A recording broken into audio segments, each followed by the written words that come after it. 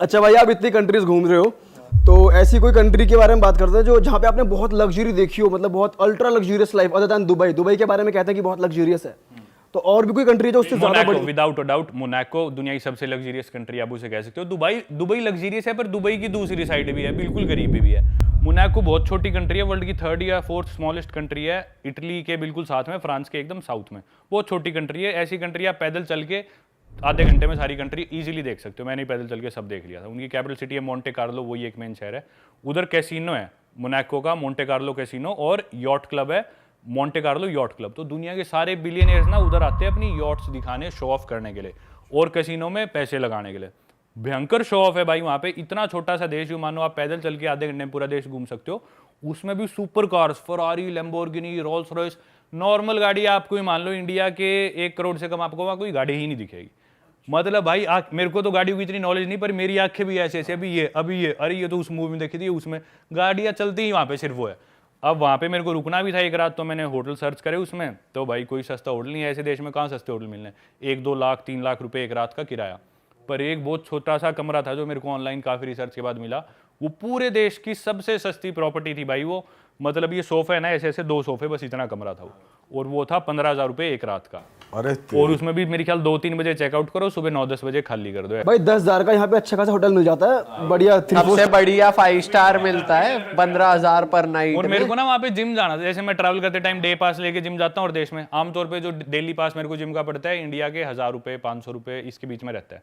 तो मैंने वहाँ पे गूगल करा, 2-3 जिम्स थे, काफ़ी अच्छे जिम लग रहे थे। मैंने कॉल करा, भाई आपका डेली पास कितने का है? तो उसने मेरे को यूरोज में बताया था, पता नहीं कितना था, लेकिन वो इंडिया के मेरे ख्याल लाख रुपए के अराउंड एक दिन का जिम का पास था वहाँ। और भाई फूड कितना एक्सपेंसिव, वो तो ज्यादा भाई फूड तो होना ही था, क्योंकि वो रेस्टोरेंट्स कैफे से सारे बहुत महंगे। लेकिन मैंने एक सुपरमार्केट ढूंढी, उससे मैं ले गया अपना दूध, और मैंने दूध पी के रात गुजारी वहाँ पे। 2 लीटर दूध धीरे धीरे पिए गया। दूध कितने का था? 25,000 का? नहीं, दूध तो कितना, अपने इंडिया के 1,000 रुपए में आ गया था मेरा सामान खाने का। भाई वहाँ लोग करते क्या है ऐसा जो इतने वहाँ के पे अमीर लोग आते हैं? हाँ, आते हैं। वहाँ का आदमी अमीर नहीं है, पूरी दुनिया के अमीर लोग वहाँ पे आके रहते हैं टेम्परेरीली, फिर चले जाते हैं। वहाँ के लोकल्स तो बहुत थोड़े हैं, बहुत थोड़े, ना के बराबर। मैंने आपका वो वाला व्लॉग देखा था, तो उसमें यॉट्स खड़ी थी बड़ी बड़ी, तो सब लाके वहाँ पार्क कर देते हैं। बस पार्क करते हैं, कुछ दिन रुकते हैं, लग्जरी होटल्स में रुकते हैं, कैसीनो में पैसे लगाते हैं, अपनी गाड़ियाँ शो ऑफ करते हैं। एक बड़ा बिलियनियर है, वो कॉन्टैक्ट्स बनाते हैं और बड़े बिलियनियर से। ओके, तो एक मीटिंग पॉइंट है नेटवर्किंग, सबसे अमीर लोगों का मीटिंग पॉइंट है नेटवर्किंग। और पार्टी भी तगड़ी होती होंगी फिर तो। भाई पार्टी होती होगी, पर उस लेवल की पार्टी ना मैं अफोर्ड कर सकता था, ना मैंने सोचा। कौन घुसने देगा? मैं बैग टांग के बस में आया हूँ, वो रोल्स रॉयस यॉट वाले। सही है भाई। ये तो हमारे साथ लंदन में ही हो गया था। हम पहुंचे पैदल पैदल एक हाई एंड क्लब में। वहाँ पे क्लब्स में घुस रहे थे, 20 पाउंड 30 पाउंड 40 पाउंड तक की एंट्री। हम पहुंचे 3 लौंडे देसी ब्राउन। हमने कहा अंदर, हम जाकर रोक लिया, कहाँ जा रहे हो? हमने कहा अंदर जा रहे, कहाँ जा रहे हैं? इंग्लिश में बात कर रहे थे। कह रहे कि तो उन्होंने देख लिया, तो पैदल आया, वहाँ पे खड़ी है लैम्बोर्गिनी फरारी, लाइन से खड़ी हुई है, ठीक है, पार्क करके अंदर घुस रहे लोग। कह रहे 1,000 पाउंड, 1 लाख रुपए की एंट्री। हमने कहा नहीं भाई। हमने कहा चलो भैया वापस घर चलो। हर जगह है भाई ये कुछ कंट्री, जैसे मैंने पिछले पॉडकास्ट में बताया था, Germany, Sweden, Denmark, Belgium, Netherland. ये वैसे ना जज भी कर लेते हैं भाई, ज्यादातर देख के ना आदमी को पहले ही कर लेते हैं, देगा या नहीं देगा। इंडिया में भी कर लेते हैं भाई। ऐसे ही कोई ओवररेटेड कंट्री बताओ जो आपको लगता हो कि ये तो ज्यादा हवा बना रखी है। कंट्री नहीं भाई, एक सिटी है। मैं हर बार बोलता हूँ और दोबारा बोल रहा हूँ, पेरिस। पेरिस दुनिया की सबसे ओवररेटेड सिटी है भाई, मेरे हिसाब से बहुत ही ज़्यादा ओवररेटेड भाई। एक तो सबसे ज़्यादा मोस्ट विजिटेड कंट्री वर्ल्ड की फ्रांस ही है शायद, और सिटी भी पेरिस है। तो पूरी दुनिया की भाई पहली टूरिस्ट डेस्टिनेशन आईफिल टावर देखना है, पेरिस जाना है।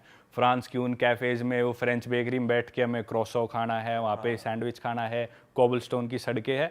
सिर्फ ये इमेज हमें पता है, क्योंकि ये इमेज हमें दिखाएगी इंस्टाग्राम रील्स पे, सिर्फ आपको ये दिखेगी।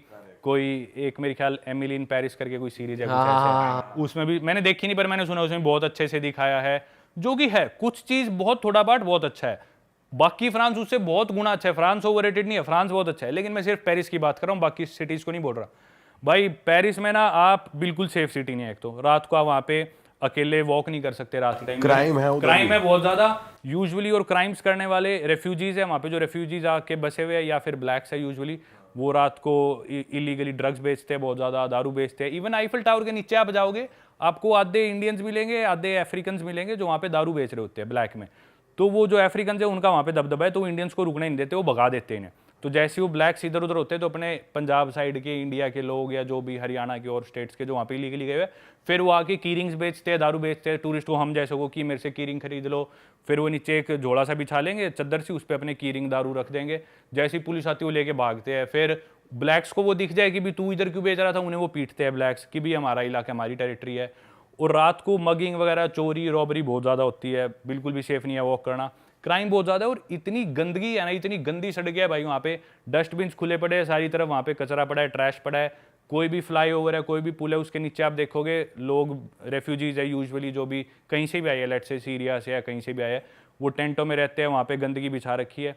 अब वो देश अपने देश में जिस भी हिसाब से रहते थे वो ठीक है, वो एक नए देश में आके रह रहे हैं, पर वो अपने रूल्स के हिसाब से रह रहे हैं। अब उन्हें भी हम पूरी तरह गलत नहीं बोल सकते, उनकी सरकार को भी पेरिस को नहीं गलत बोल सकते, पर बहुत ज़्यादा मिसमैनेजमेंट है। कोई सबसे गंदी सिटी है जिधर ड्राइविंग करना सबसे मुश्किल है वेस्ट में, डेवलप्ड कंट्रीज़ में, तो वो पेरिस है। इंडिया की तरह ड्राइव करना है वहाँ पे, दिल्ली की तरह ही कोई भी किसी ने गाड़ी उड़ा दी। अब इंडियंस तो भाई हमारी मजबूरी है, इतनी बड़ी पॉपुलेशन है तो हम ऐसे गाड़ी चलाते हैं।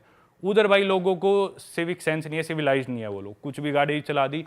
मेन चीज़ भाई, अब जैसे आप लैटिन अमेरिका में हो या आप स्पेनिश बोलने की ट्राई करो, आप गलत स्पेनिश बोलोगे तो वो आदमी खुश होएगा भाई मेरी भाषा बोलने की कोशिश कर रहा है, वो आपको करेक्ट करेगा और आपकी बात खुद कंप्लीट कर देगा और आपकी मदद करेगा। वैसे ही आप इंग्लिश बोल रहे हो, अगला आदमी सोचेगा कोशिश कर रहा है, इंग्लैंड में आदमी आपकी मदद करेगा, इंडिया में कोई हिंदी बोल रहा है मदद करेंगे। फ्रांस में अगर आप फ्रेंच बोल रहे हो और आपकी फ्रेंच, पहली बात तो इंग्लिश बोलोगे तो चिढ़ जाएंगे, बोलेंगे फ्रेंच बोलो, हम इंग्लिश नहीं बोलेंगे।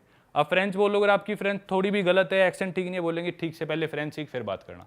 भाई बहुत रूड है फ्रांस के लोग, स्पेशली पेरिस में, यूजुअली बड़ी सिटीज़ में थोड़े ज़्यादा रूड होते हैं, बहुत गंदगी है।